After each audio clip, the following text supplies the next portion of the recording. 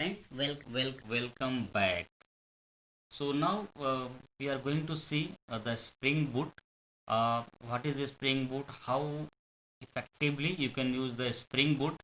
So in this step or the subsequent step, we will be going through each and every concepts of the Spring Boot.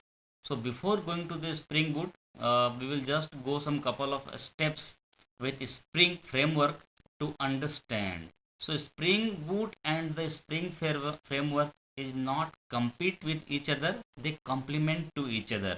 So they cannot be substitute with each other.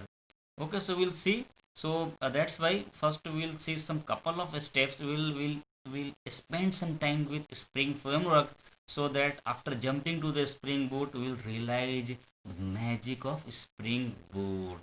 You will feel how the beneficial can be the Spring Boot in a writing a enterprise application in a Spring framework are taking a month's time.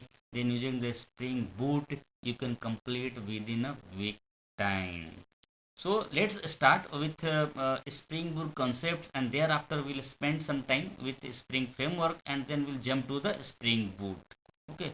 So Spring framework is a framework is a very lightweight framework that provides a comprehensive infrastructure support for developing enterprise application, so that you can focus on your application, your business logic instead of infrastructure. So Spring framework has been mainly based on the POJO classes, plain old Java objects. So if you see the Spring framework classes or Java, they all are built up with the POJO concepts, plain old Java concepts. So this will provide you the capability to write a AC programming model or the Java Enterprise Edition. So in this Spring framework concepts, we'll see inversion of control, uh, Spring core container, and the dependency injection. So without these three, there is no Spring framework and no Spring Boot concepts. So you must need to understand these three concepts. If you understand these three concepts, you should consider yourself, 30 to 40% of Spring framework and Spring Boot. So based upon these three concepts, we will be progressing with Spring Boot and Spring Container. And either you are writing a small enterprise application or big or medium sized enterprise application, everywhere we will be applying these three concepts. And you must need understand why we need this. So we'll start with our traditional approach, and then we'll see what are these three concepts. So inversion of control. So this control says uh, you don't need to create an object, developer don't need to create an object. Instead of, you should give a control, okay, to the inversion of to the controller to create an object for you. So you don't need to write an object like using the new keyword, right? So this will be done by the inversion of control, right? So and thereafter Spring core container. So Spring core container is basically uh, manage a life cycle of the object.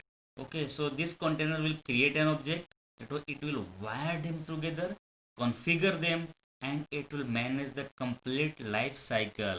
If you are not understanding some couple of words, nothing to worry about that. We are going to dig out each and every concepts using the hands-on. So we'll understand each and every concepts by moving with a step. So Spring Core Container is basically managing a life cycle of object. Spring Core Container will create an object, will destroy an object, configure them, and will manage it all. Okay, so this is the one who is going to enable the dependency injection. So what is the dependency injection? This is our third point, right? Dependency injection. So you can see this is the fundamental concept, a fundamental aspect of the Spring framework. This is the design pattern, you can say, which the Spring container injects object into some other object. So you don't need to create an object. So suppose you need a object, your program need an object. So the dependency injection will look for the object, and the Spring container will inject that into your required object. Okay, so this is the one which is going to provide the loose coupling of the component. So this was the one of the criteria also to developing a Spring framework, to make a loose coupling and high cohesion, right? So its dependency injection is basically removing the dependency of the program, right? So we'll see, there is a two types of dependency injection we'll be implementing, setter and the getter. So we'll spend only some couple of steps with Spring framework, and then we'll move to the Spring Boot. So you can understand how it was little bit complex writing or designing the code in a Spring framework, and how the Spring Boot solve that problem. So you will understand the magic of Spring Boot thereafter that. Okay, so see in the next step, to start the program, okay, writing the application in a Eclipse editor. So see you in the next step. If you have time, go to the next step. Bye bye.